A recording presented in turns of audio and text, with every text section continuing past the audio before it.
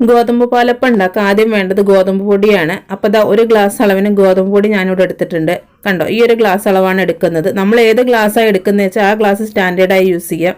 അപ്പോൾ ഈ ഒരു ഗ്ലാസ്സിന് ഞാൻ 1 ഗ്ലാസ് ഗോതമ്പ് പൊടി, ഇനി അതിൻ്റെ ആ അളവിൽ തന്നെ 1/2 ഗ്ലാസ് തേങ്ങ, കണ്ടോ തേങ്ങ ചിരവിയത്, അപ്പോൾ അത് ജാറിലേക്ക് ചേർത്ത് കൊടുക്കുക.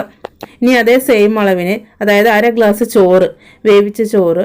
അപ്പോൾ ഏത് ചോറായാലും കുഴപ്പമില്ല. അപ്പോൾ ഞാൻ സാധാ ചോറാണ് യൂസ് ചെയ്യുന്നത്. അപ്പോൾ അതും കൂടെ ചേർത്ത് കൊടുത്തു. ഇനി നമുക്ക് ഇതിലേക്ക് വേണ്ടത് ഈസ്റ്റാണ്.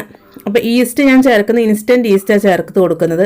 അപ്പോൾ ഈ ഒരു സ്പൂണിന് അളവിൽ ഞാനിതാ ഒരു 1/4 സ്പൂണ് ഈസ്റ്റ് ചേർത്ത് കൊടുക്കുന്നുണ്ട്. എന്നാലേ നന്നായി പൊങ്ങി വരുള്ളൂ.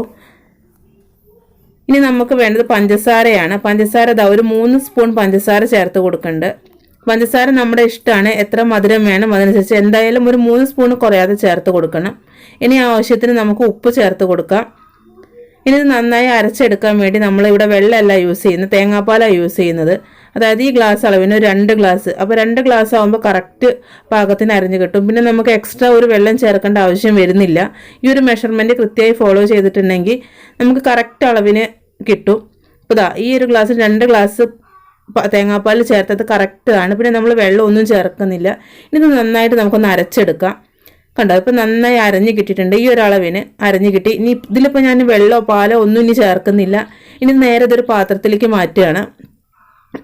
ഇനി നമ്മൾ പാത്രത്തിലേക്ക് മാറ്റിയിട്ട് ഒരു 1/2 മണിക്കൂർ റെസ്റ്റ് ചെയ്യാൻ വെക്കണം. എന്നാലേ മാവ് കറക്റ്റായി ഒന്ന് പൊങ്ങി വരുള്ളൂ.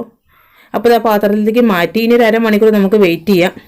കണ്ടോ, 1/2 മണിക്കൂർ കഴിഞ്ഞു. അപ്പോൾ മാവ് നന്നായി പൊങ്ങി കറക്റ്റ് അപ്പം ചുടാനുള്ള പാകത്തിനായി കിട്ടിയിട്ടുണ്ട്. ഈ ഒരു പാകത്തിലാണ് നമ്മൾ അപ്പം ചുട്ടെടുക്കേണ്ടത്. ഇനി നമുക്ക് അപ്പം ചുട്ടെടുക്കാം. അതിനായിട്ട് ഞാനൊരു അപ്പച്ചട്ടി ഇതാ സ്റ്റവിലേക്ക് വെച്ചു. ഇനി നമുക്ക് സ്റ്റവ് ഓൺ ചെയ്യാം. ഇനി ചട്ടി നന്നായി ചൂടായതിന് ശേഷം നമുക്ക് ഓരോ തവി മാവ് ഒഴിച്ച് നന്നായി ചുറ്റിച്ച് ചുട്ടെടുക്കാം. ഇപ്പോൾ ചട്ടി ചൂടായിട്ടുണ്ട്. ഇനി ഞാൻ ഒരു തവി മാവ് അതിലേക്ക് ഒഴിക്കുകയാണ്. കണ്ടോ, നല്ല കറക്റ്റ് തിക്നെസ് ആയ കാരണം നന്നായി കിട്ടുന്നുണ്ട് അത്. ഇനി നമുക്കതൊന്ന് ചുറ്റിച്ച് കൊടുക്കാം. ചുറ്റിക്കുമ്പോൾ തന്നെ നമുക്ക് ഹോൾസ് വരുന്നത് കാണാം. കണ്ടില്ലേ, ചുറ്റിക്കുമ്പോൾ തന്നെ നന്നായി ഹോൾസ് വരുന്നുണ്ട്. ഇനി ആ ഹോൾസായി വന്നതിന് ശേഷമാണ് നമ്മൾ അടച്ചു വെക്കുന്നുള്ളൂ. അതിന് മുന്നേ അടച്ചു വെക്കരുത്. അപ്പോൾ ഞാനത് അടച്ചു വെച്ചു. ഇനി നമുക്ക് ചെറിയ തീയിൽ ഇത് വേവിച്ചെടുക്കാം. കാരണം നന്നായി മൊരിഞ്ഞ് കിട്ടണമെന്നുണ്ടെങ്കിൽ അങ്ങനെ ചെയ്യാം. ഇല്ലാന്നുണ്ടെങ്കിൽ ഒന്ന് മൊരിയൽ കുറയണമെന്നുണ്ടെങ്കിൽ അങ്ങനെയും ചെയ്യാം. അപ്പോൾ ഞാൻ എന്താ നന്നായി മൊരിയിച്ചിട്ടൊന്നുമില്ല, ഒന്ന് കുറവായിട്ടാണ് ചെയ്തിരിക്കുന്നത്. കണ്ടോ, അപ്പോൾ അപ്പം നന്നായി വന്നിട്ടുണ്ട്. ഇതുപോലെ കിട്ടും. കണ്ടില്ലേ, അപ്പോൾ നല്ല സോഫ്റ്റ് പാലപ്പം. അത് എല്ലാവർക്കും നന്നായി ഇഷ്ടപ്പെടും. ഇത് എപ്പോഴും നമ്മൾ ചൂടോടെ കഴിക്കാൻ ശ്രദ്ധിക്കണം. കാരണം ചൂടാറിയിട്ടുണ്ടെങ്കിൽ അതിന് ടേസ്റ്റ് കുറയും. അപ്പോൾ നമുക്ക് ചൂടോടെ കഴിച്ചാൽ നല്ല ടേസ്റ്റി പാലപ്പമാണ്. അപ്പോൾ അതായത് ബാക്കി മാവും കൂടെ ഞാനിതാ ഇതുപോലെ ഉണ്ടാക്കി എടുക്കുകയാണ്. കണ്ടില്ലേ, അതും നന്നായി വന്നിട്ടുണ്ട്. കറക്റ്റ് ഹോൾസ് എല്ലാം വന്ന് നമുക്ക് എല്ലാവർക്കും ഇഷ്ടപ്പെടും. അപ്പോൾ നിങ്ങളെല്ലാവരും ഈ വീഡിയോ കണ്ട് ഈ റെസിപ്പി ഒന്ന് ട്രൈ ചെയ്യണം. എന്നിട്ട് അതിൻ്റെ ഫീഡ്ബാക്ക് ഒന്ന് കമൻറ്റ് ചെയ്യും കൂടെ ചെയ്യണം. അപ്പോൾ നല്ലൊരു റെസിപ്പിയാണിത്.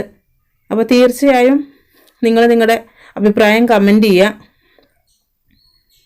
കണ്ടില്ലേ, ഓരോ അപ്പം നല്ല ടേസ്റ്റിയാണ്.